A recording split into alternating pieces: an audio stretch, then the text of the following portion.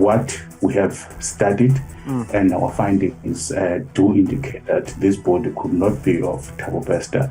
Then now the question is, where is Thabo Bester? And we have to find him. Kweziphambili kuvimba wangokuhlwa nje isebe lezoluleko linqwalile kwelokuba ngokwenene ibanjwa uThabo Bester waqhwesha kwintolongo yaseMangaung kuMeyi wonyaka ophelileyo kwaye neziphumo zencindi yofuzo zingqina ukuba nomzimba owabhaqwa utshile ayingokaBester. Ifunyenwe imizimba yabantu abathathu abangamaxhoba ezikhukhula zemvula neziquqise kwingingqi yaseSajonisi yeMpuma Koloni ukanti ngoku abezohlangulo basakhangela omnye umzimba.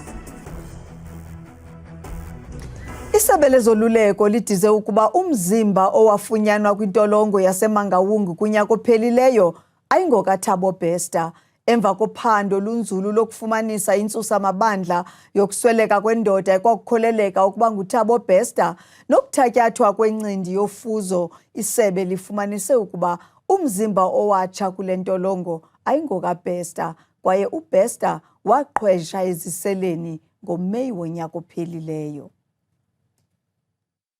NgoMeyi wonyaka ophelileyo isebe lemicimbi yezoluleko labhengeza ukuba uThabo Bester uswelekile emva kokuzintumeka ngomlilo kwintolongo yaseMangaung.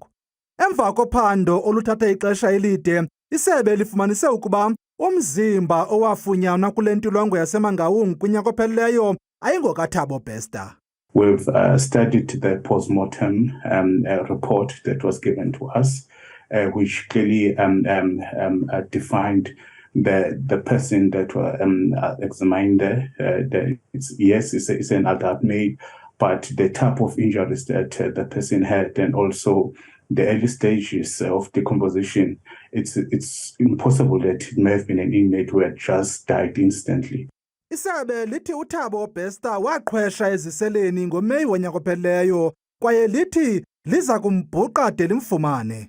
For now, at least we are saying what we have studied and our findings do indicate that this body could not be of Thabo Bester. Then now the question is, where is Thabo Bester? And we have to find him. Ukanti isebe lezoluleko lithi lusaqhuba uphando lokuba waqhwesha njani lokaBester kwaye lithi kungenzeka ukuba zinesihlahla ingxelo zokuba ngumsebenzi wangaphakathi lona. Ifunyenwe imizimba emithathu kwemine ibiduke ngenxa yezikhukhula eziquqise eSajonisi yeMpuma Koloni. Lemizimba ifunyenweyo iquka umkhenketho olibhinqa oyinzalelwane yaseJamani ukanti kusakhangelwa umzimba wesine liqela lohlangulo lasemanzini. Kaxeshanye babalelwa ku200 abantu abashiyeke bengenamakhaya ngenxa yesisiyeleko salemvula. Uvakalise ukukhathazeka urhulumente wephondo laseMpuma Koloni ngokusweleka komkhenketho inzalelwane yaseJamani ngenxa yezantyalantyala zemvula ezihlasele eSajonisi. Oku kulandela ukufunyanwa kwemizimba emithathu kwemine ebidukile nalapho kufunyaniswe ukuba kubo kukho owasetyhini oneminyaka engama-25 obeze kukhenketha kweli. Ngoku abahlanguli basemanzini behla besonyuka bekhangela elinye ixhoba lasetyhini. Thina singurhulumente walapha eMpuma Kapa ke ngoku sibhlungu kakhulu xa thina sifuna abakhenkethi baze ezweni lethu then behlelwe sisiganeko esilolu. Kambe ke babalelwa ku200 abantu abashiyeke bengodingasithebe emva kokukhukuliseka kwamakhaya abo yaye bagcinwe kwiholo yoluntu iGreenfield Youth Community Hall. Urhulumente wenza amatiletile unceda amaxhoba ukubanika ukutya, iingubo, iiduvethu, iisuphu zokutya nezinto zovasa. Ngelixa amasebe karhulumente ihambele le ndawo kuya kunceda amaxhoba ukanti isebe lezekhaya lona liye kubenzela izazisi ezintsha. Namhlanje umbutho woono-taxi kweli South African National Taxi Association unike ingxelo ngemiba uqikelela ukuba ikhokelele kwiziganeko zodubulo eThongathi Cebukuhle eThekwini nalapho kusweleka abantu abahlanu kwiziganeko ezimbini ezohlukeneyo. Isizekabani selidabi kuvakala ukuba imizila yeeteksi nekuthiwa abanye abanikazi beeteksi bakhutshiwe kuyo. It is alleged that when he took over as the chairperson in these recent elections, there were so many individuals who could not meet the requirements of them being called legitimate operators. And then during the intervention which involved the Department of Transport in terms of who qualifies or who is eligible then to be called a legitimate operator, certain members, close to 100, were eliminated by the process of these requirements. Ushangasa ukwathi eminye imiba kulula ukuyisombulula ngelixa kubanzima xa amalungu ombutho omnye esulwa wodwa ngezinto ezifana nolawulo lwemali yombutho. In an instance whereby there's an intra which is probably power dynamics within an association, it's very difficult because it's people from one association but fighting for resources. Ukanti isebe lezothutho eKZN lithi urhulumente upheka isisombululo soxolo nozinzo phakathi kwemibutho yeeteksi. Elisebe likwasigxeke kabukhali iziganeko zobundlobongela. Kuyacaca ngegameko ezibikiwe kamuva ukuthi kukhona inkabi ezibulala abantu futhi engenanembeza ezisebenza khona la esifundazweni saKwaZulu-Natal. Isantakho ithi amalungu ayo afumana izigrogriso. Ikwathi oku kubonisa ukungazinzi kwezothutho kweliphondo. Iqela likamnumzana Mmusi Maimane iBuild One South Africa liphehlelele ngokusesikweni iphulo lalo lonyulo kwiphondo laKwaZulu-Natal. Ngethuba isazisa inkokheli yeliqela kweliphondo ekwatyelela nabahlali, lo kaMaimane uvakalise ukuba uza kubhenela kwikomishoni yamalungelo oluntu inike ingqwalasela ingxaki yogutyulo lwelindle egubungele isixeko saseThekwini. Umbutho iBuild One South Africa wasungulwa ngoSeptemba wonyaka ophelileyo. Inkokheli yeliqela umnumzana Mmusi Maimane ibityelele kwiphondo laKwaZulu-Natal namhlanje iyokubhengeza inkokheli zeliqela zeliphondo.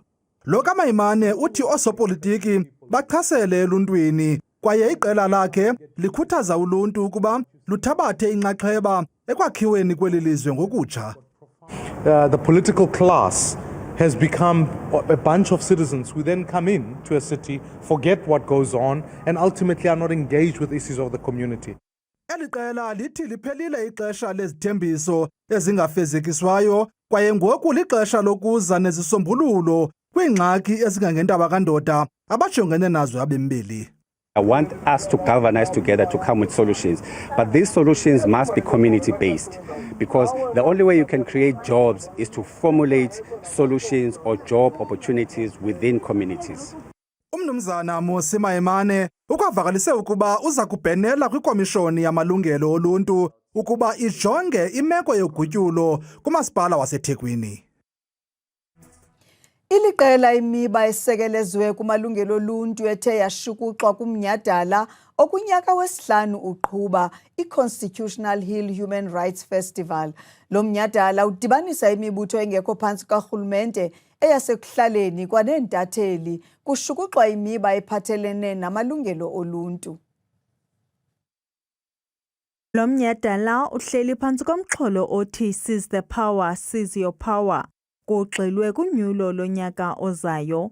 So I think in how we can get young people to actually participate is firstly, number one, removing this idea that we all know what voting means. And also removing this idea that because a lot of young people refrain from doing it because there's just this umbrella that we only have 3 political parties. But there's more than that, and each political party has a specific ideology. Abo bebezimase lo mnyhadala bakwavakalise inkxalabo zabo. What we need to do now, it is to look into the things that has happened in our country. And this has got no color. This has got no gender. We need to unite as young people. You look at the many devils that you say, apparently we want a new devil. Even from the options that are there, it's like, there's nothing appealing. Ukanti namalungelo wabo bathandana nesini esinye aphakanyisiwe. Often people say to queer people, oh, you want special treatment. And I think that that's so far from the truth. We just want the same kind of treatment that every other South African also has access to. Lo mnyhadala uphela ngomso. Sekuphele iveke ezimbini ngoku abahlali noosomashishini eFourways eRhawutini bengenamanzi. Nakubeni iJoburg Water izama ukuza nesisombululo kule ngxaki, kodwa abahlali banoloyiko lokuba kungaphela iveki yesithathu. Intatheli yethu uZola Sholwana usenzelele ngxelo. Uceba ka-Ward 94 umnumzana uDavid Foley uthi abanye babahlali base-Fourways sele befince iveki ezimbini ngoku bengenamanzi, ukanti inzame zokuzama ukufumanisa oyena nobangela kukugqabhuka kwamathumbu ahambisa amanzi ziyaphanza. Basically, this problem started on the 15th of March, where some of the residents of Sunset Avenue and the Strait were having a challenge with water.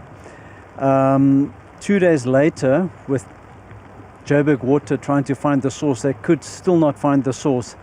It was reported to me that a lot of water was coming through to the Fourways Mall area, and then I brought the two city officials, Donald and Timothy, to here to have a look, and we actually discovered a burst pipe here. Njengoko iJoburg Water izama ukuza nesisombululo kule ngxaki, sincokole nabahlali abathe. In terms of home life and getting water, it's difficult because I do stay with an elderly person. Yeah, it has really affected us as a company because we have clients going back home without doing their services. Amashishini ayachaphazeleka kakhulu kule ngxaki njengoko elahlekelwa ngabathengi.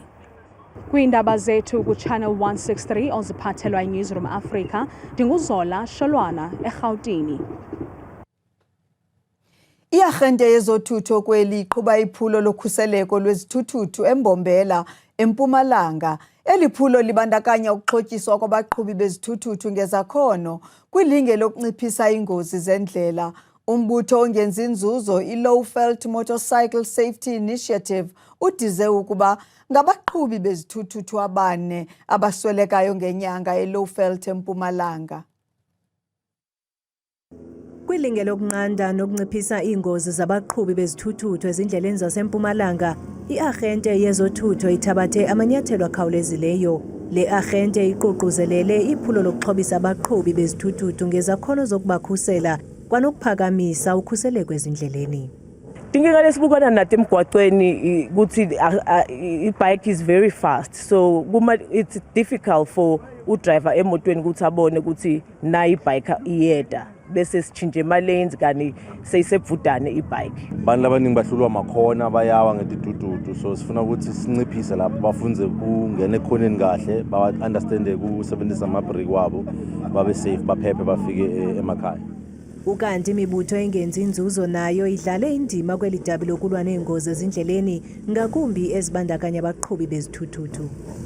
I know there's a lot of animosity amongst bikers and vehicle drivers, and we're trying to bridge that gap and to make it more safe for the guys out there on their motorbikes. Eli phulo liza kufika nakwamanye amaphondo yaye i-Sanral ikholelwa ukuba liza kuzala amathokazi. Masitaphule izimvo zabahlali ngalo mdlalo waphezolo weBafana Bafana kumdlalo wokuzilungiselela indawo kwi-AFCON.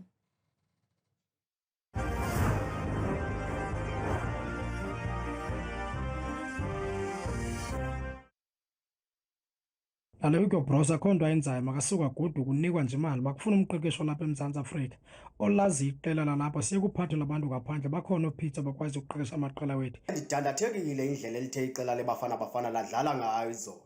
Kaloku phaya bekubonakala mhlophe uba impumelelo ebesiyiphiwe iya. Ikamva lelicela laBafana Bafana limfiliba kakhulu umsasazi aqetheliseki noba kufakwe bani kwakhutshwa bani bayafana bonke bayawaphosa amathuba umsasazi. iBafana yayizolo ile Bafana siyaziyo.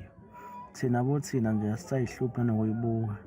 Sizwe ngeskonje sesizwe indabeni. Masikhumbuzane ukuba ungahlomla kwimixholo yethu ngokuthi usebenzise le nombolo ye-WhatsApp 071 670 2548. Uthabile Makhaphela selengxangile nemozulu yakhe.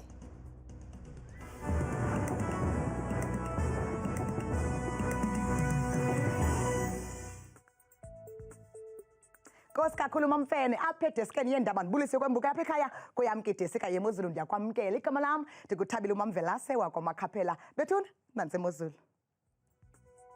sivuleni bethu lapha ekhaya ngephondo lempuma koloni phaya emonti ndibe kugxininisa kakhulu kwembukele ngemeko emandundu izantyalantyala zemvula eSajonisi kanti imeko yasegqeberha noko ku-20 degrees wamathonsi emvula phaya ekuhambeni kosuku lwangomso nantso ke imeko eFree State eBloemfontein ngama-26 wezontshizane zemvula phaya ngomso kodwa lapha eFreystata futhi koSasolburg neziphaluka ku-25 degrees wamafu masijongeni mzonzunda apha ekhaya phaya eRhawutini eJohannesburg ngama-24 wamathonsi kwakhona entshizane zemvula emini phaya ngomso kanti eVereeniging kusekuhle noxa kusibekele ku-26 degrees kwakhona ngomva kosuku phaya ngomso nantso ke imeko KwaZulu-Natal eThekwini ngama-20 ekhatshwa sisihlanu wamathonsi kwakhona emvula mbaze yonke nje imini yangomso kanti eMgungundlovu kusapholeka amanzi noxa kuzolile ku-24 degrees masijongeni bethuna phaya eLimpopo kophalaborwa ngama-33 wezulu elicwenge kakhulu phaya emini ngomso kwakhona futhi kopulukwane kusekuhle kakhulu amafa ngephathe qabaqaba nje ku-28 degrees emini phaya ngomso kanti imeko yabo phaya empumalanga embombela ku-30 degrees wentshizane phantse nje yonke imini phaya ngomso kanti futhi kosekhunda kusasibekele mpela ngama-25 kanti imeko yaphaya ephondweni lase-northwest koMahikeng ku-30 degrees wezulu elicwenge kamandi phaya emini ngomso kanti eRustenburg kuhle kuzole kamandi noxa kusibekeleke phaya emini ku-29 degrees masijongeni phaya eNorthern Cape koKimberley ngama-26 wezulu elihle kakhulu nje yonke emva kwedinala yangomso kanti kwakhona futhi eAppington ngama-27 ezulu elihle kakhulu mbukeli yona ke imeko phaya eKapa lodumo entshona koloni 19 elizulu kamandi amathonsi emvula emini kanti siyavalisa siqukumbela ngeGeorge ko-17 degrees ndikuqhudeni ngozi umamvelasi ndikuthanda kangaka ixesha lemyoli